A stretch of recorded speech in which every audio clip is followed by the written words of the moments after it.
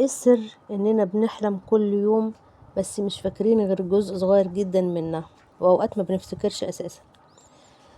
هل عمرك صحيت من النوم وحسيت انك كنت في عالم تاني، عالم مليان تفاصيل غريبة واحداث مش مفهومة؟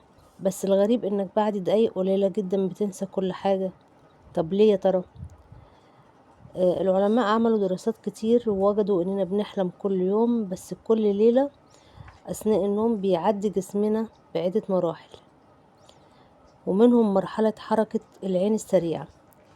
هنا المخ بيكون شغال نشيط جدا وكأنه صاحي، وبيبتدي يصنع الأحلام.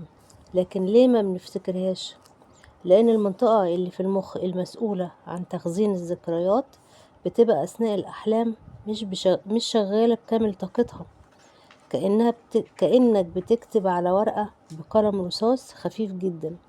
أول ما تصحى من النوم بتلاقي الورقة بتتمسح بسرعة شديدة جدا. علشان كده ساعات نفتكر حلم واضح جدا وبعدين يتبخر من دماغنا بعد دقايق.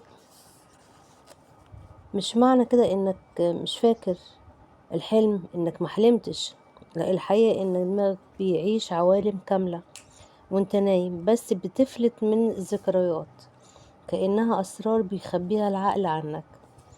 ودلوقتي السؤال، تفتكر لو كان عندنا القدرة نفتكر كل أحلامنا، هل حياتنا كانت هتتغير ولا الأحلام لازم تفضل لغز؟ قولولي رأيكم في التعليقات وصلوا على الحبيب النبي. كانت معاكم جدة ملك، وسلام يا حبايبي.